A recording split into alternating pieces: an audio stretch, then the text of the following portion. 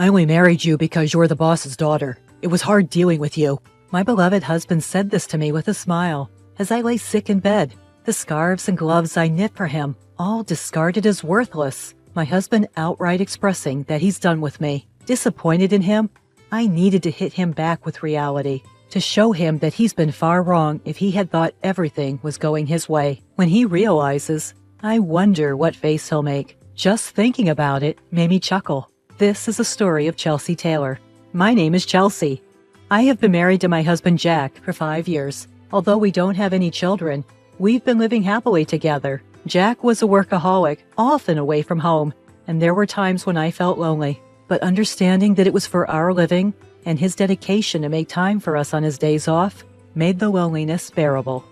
I got to know Jack through my father, who was originally his boss. Jack suggested I become a stay-at-home wife. That was probably a great factor for me. Thankfully, I had time for myself. So while supporting Jack, I got along with other wives from my neighborhood, started sewing, working out. I tried various things to fill my void. What I particularly enjoyed was sewing and knitting, and every winter I would give Jack scarves and gloves. Even though the first ones were poorly made, I got better every year, to the point where Jack said, "It's as good as the ones you get from a store." Hearing my husband's kind words, I became more fond of sewing. Someday, when we have a child, I want to sew together. I told Jack that, and he said, maybe I'll join in and learn when the time comes, and gave me a smile. Of course, I never cut corners in my support for my husband, doing housework and other chores, and prioritizing spending time together on his days off. Thanks to my husband's high salary, I must have seemed to lead quite a privileged life from an outsider's perspective. I myself had no complaints about such a life, vaguely thinking that I would continue to live quietly with my kind husband and our future child. However, the first hint of a shadow over this peaceful living creeped up about 2 years ago. I was waiting for my husband to come home as usual when I suddenly felt dizzy and fell. My husband, who had just returned from work, took me to the hospital. When I woke up, I found myself in the hospital bed. According to the conversation between my husband and the doctor, my symptoms weren't light and seemed to be something I'd have to deal with for life. Fortunately, it didn't mean an immediate threat to my life, but it could happen again. Under this circumstance, I was recommended to stay in the hospital until my body recovered somewhat fully. Seeing me get anxious, my husband said, "Seems like you'll be hospitalized for long, but it's all right. I'll come to see you whenever I have time off from work. So let's get through this together." With him holding my hand and saying these words, I felt my anxiety lighten, and with my supportive husband on my side, I believed everything would be all right, even though I had no grounds for such a belief. Since then, my husband visited me almost daily as he promised. He would hold my hand and ask me how I'm doing. If I mentioned that my days at the hospital were boring, he would bring me my favorite sewing tools, and we would sew together and chat about trivial things that happened that day. Spending time teaching my clumsy husband how to sew was especially fun, and each time we did it, I was able to forget the boredom I felt in the hospital. However, such happy times only lasted about a year. After handing over the yearly tradition of a hand-knitted scarf, the frequency of my husband's visits lessened, and now it's good if he shows his face once every few weeks. At first, I thought my husband must be busy with work and continued my sewing, planning to give him the finished product the next time he came. According to the doctor, I was told that I would be discharged by the end of the year, so I thought I would give him some gloves then. I put all my feelings into making the gloves to make up for the time we had been apart. However, when my husband came to visit me after a long while, he looked at the gloves I handed him and coldly said, "You're still making these?" It's frankly a nuisance. What he then handed to me was the scarf I had painstakingly knitted for him and a divorce paper. The scarf I had worked so hard on last year showed no signs of being worn. It was just as pristine as when I had given it to him. "Has it been 2 years since you've been hospitalized? I heard you'd be discharged soon. But I can't keep taking care of you," he said. "We should get a divorce." I turned my gaze to the divorce papers upon hearing these words. Jack had already signed the papers. Seeing that, I thought, so it has come to this. To be honest, ever since he stopped visiting, I had considered this possibility multiple times. To brush off that thought, I even tried to convince myself that he was just busy with work, but the Jack I knew would never neglect me, no matter how busy he was. If his work really had gotten busier, he would have told me. I had a feeling things would turn out this way when he stopped showing up without any explanation. That's why I managed to ask him why he wanted a divorce without too much distress. I wasn't trying to cling to Jack. In fact, I knew I had probably become a burden to him, and if the kind Jack I knew said he wanted a divorce, then I guess I have no choice. But it was Jack who told me we'd get over this together, so I was somewhat curious as to why he had changed his mind. In response to my somewhat dazed question, Jack said, "Isn't it obvious? Ever since I married you, all I've had are troubles. I'm sick and tired of the scarves and gloves you give me every year. I only married you because you're the boss's daughter. How can I be expected to deal with you getting sick on top of everything else?" He laughed at me in a way that seemed to be making fun of me. He told me that he was tired of dealing with me, who had been innocently enjoying our life together. Every time I talked about happiness, love, or loneliness, it seems he thought I was a fool for it. Who can even wear a handmade scarf without feeling embarrassed nowadays? Receiving such things is a nuisance and annoying. When I looked at Jack's neck as he was talking, I saw a high-end scarf that I didn't remember giving him. Certainly, when compared to the scarf I made, it was of superior quality, and there was no need to compare which was better. I wonder if he's never used any of the items I've given him till now. He must have been irritated by them all along, and I just wasn't aware. After I was hospitalized, my father retired soon after and was no longer at the company. Hence, he didn't have to be considerate towards me anymore, and if his wife was ill, it would provide a convenient excuse at work. Furthermore, for the first year, he made a show of visiting me in between his work. I could imagine my father, prior to his retirement, often speaking about this at work, portraying my husband as a good man who works hard while caring for his ill wife. It was obvious that he had established this persona and was well regarded by his colleagues. That was what he wanted, and it seems the value he saw in me was realized when I fell ill. When I voiced these thoughts, my husband looked surprised and confessed, "Well, it did make work easier. When I spoke about you, everyone was sympathetic and treated me nicely. If I worked a little overtime, I was praised for being diligent and responsible.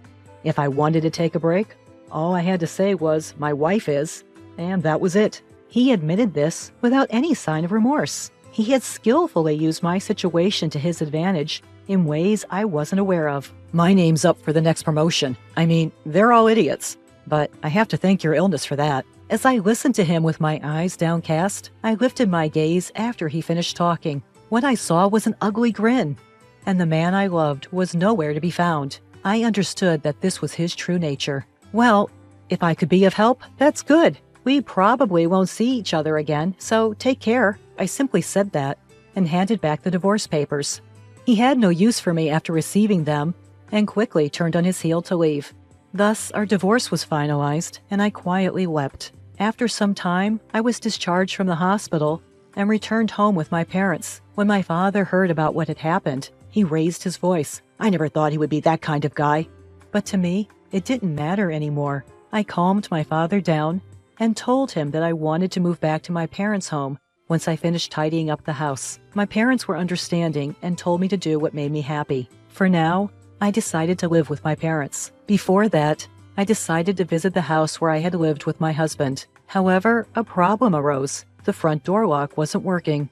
Confused, my parents and I looked at each other and decided to ring the doorbell, only to be greeted by a stranger. In my bewilderment, I asked him about the situation, and he said he had bought the house a little while ago. It seemed he had been living there for a few months already, and appeared to be happily living with his wife and child. My parents' anger only grew with this revelation, but I chose not to disturb the new family, bowed my head, and quietly left. However, I couldn't just let things be, so I immediately contacted my husband. He casually responded on the phone, "Ah, yeah, I sold it while you were in the hospital. I'm keeping the sales money as compensation. It was my house to begin with, so you have no complaint, right?"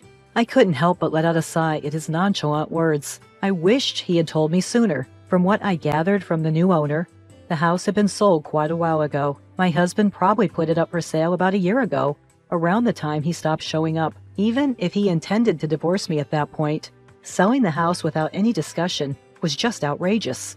I had already learned about my husband's true nature. But this was beyond belief. Our divorce had already been finalized with the submission of our signed divorce papers. However, since I was in the hospital, we had agreed to discuss compensation and asset division after my discharge. We had planned a meeting for next week, but my husband had taken an action on his own, which was just unbelievable. What was even more troubling was that my husband didn't seem to think he had done anything wrong. That's why I told him calmly over the phone, "You really don't know anything, do you?" "Huh? What do you mean?" he asked, sounding puzzled. To which I responded, "I'll explain in detail next week." And then I hung up. I smiled at my worried parents and told my father I had a favor to ask. I shared my thoughts with him and asked him to prepare for what was to come. "I see. I got it. I'll prepare the necessary documents. The discussion is next week, so there's not much time, but we'll manage somehow," he said, offering a slightly troubled smile. As a father, he probably feels some guilt for recommending my husband to me. His anger at my husband seemed to fuel him to do whatever he could. I thanked my father and waited for the day of our discussion. Imagining my husband's face at that time brought a smile to my face for the first time in a while. With my father's help, I prepared for the meeting. The place we chose for our discussion was at my family's home.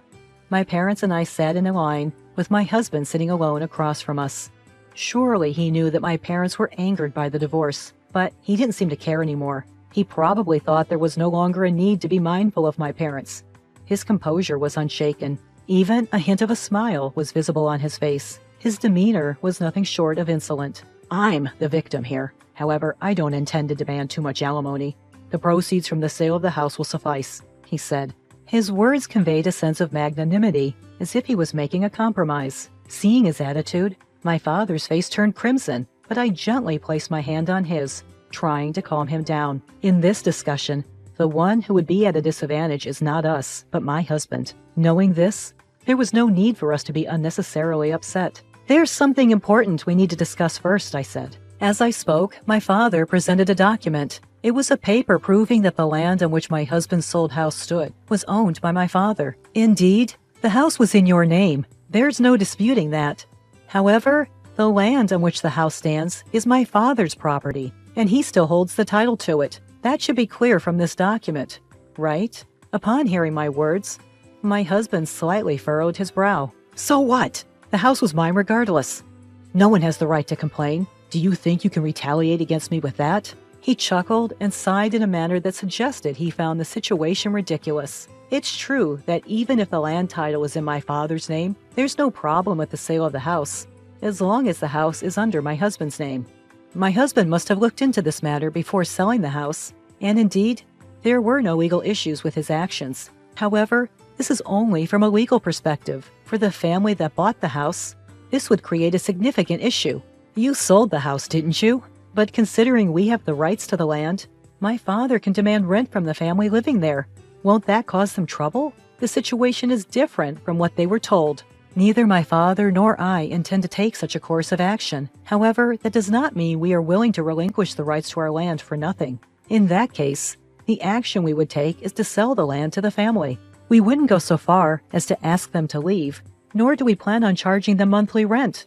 But naturally, it would be problematic for us if they did not purchase the land. Originally, that land was something my father had gifted us to live on, not to be freely given away to strangers. And if that happens, I hear the family who bought the house could sue you, because, as I said earlier, the deal was not as they had been told. Imagine the frustration. They finally buy their dream house, only to learn the land is owned by someone else, and they now have more expenses. After obtaining the proof of my father's land ownership, we immediately went to that family. Once we explained the situation, they were understanding. They reasoned that if there's any trouble, it's the seller's responsibility. Therefore, if the negotiations here don't go well, they would end up suing my husband. Seeing my husband's face turn pale, I could tell he understood my point. He seemed to realize that no matter what, he would incur a significant amount of money due to his mistake. In a trembling voice, he asked, "What should I do then?" To this, I smiled and responded, "The family could purchase the land from us and consolidate the ownership. Then you make up for that amount. This would settle everything smoothly. In this scenario, the family won't have to unnecessarily sue my husband. If the family becomes the owners of both the house and land, all the current issues will be resolved. Of course, They weren't informed about the land price when they bought the house, so they will likely charge my husband for it. But that's not their family's problem. The issue would be that because the land is in a prime location, the cost of the land could be higher than the sale price of the house. Even if my husband gives up all his assets, it won't be enough. In the end, he won't have a penny left to his name.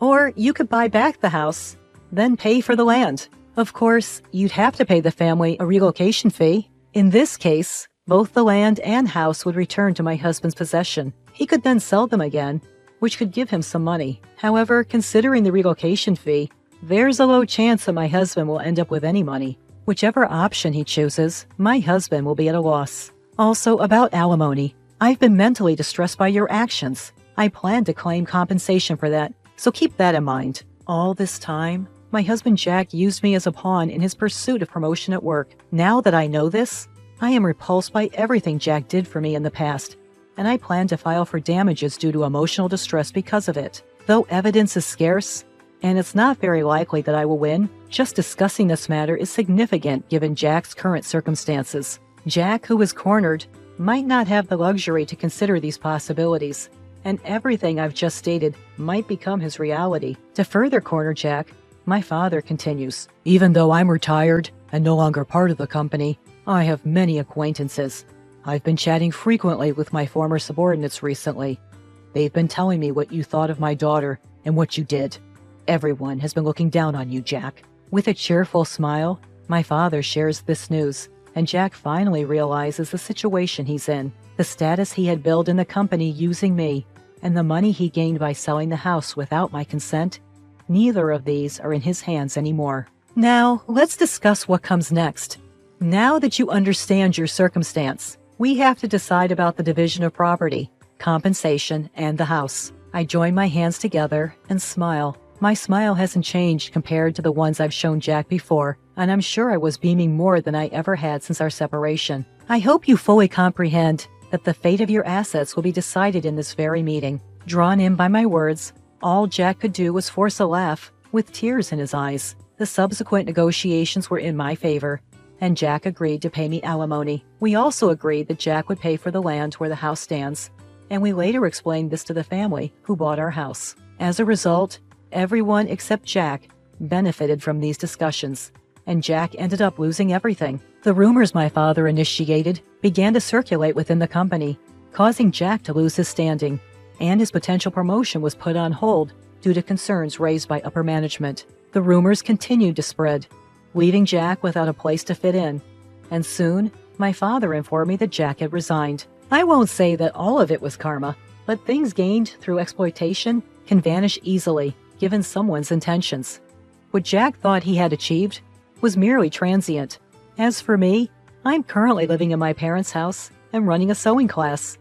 I can't say that my classes are jam-packed, but I've been able to earn a decent income thanks to attendees like my neighborhood wives and kids. While I couldn't make it happen with my own children like I once told Jack, but I've now realized that sharing the things I love with others indeed brings me happiness.